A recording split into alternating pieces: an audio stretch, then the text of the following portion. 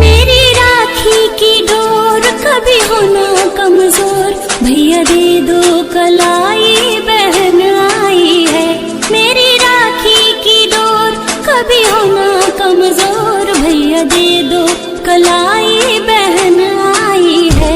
मेरी राखी की डोर कभी होना कमजोर, भैया दे दो कलाई बहन आई है। भैया दे दो कलाई बहन आई है। कितना रिश्ता है पावन, महीना भी सावन, भैया खा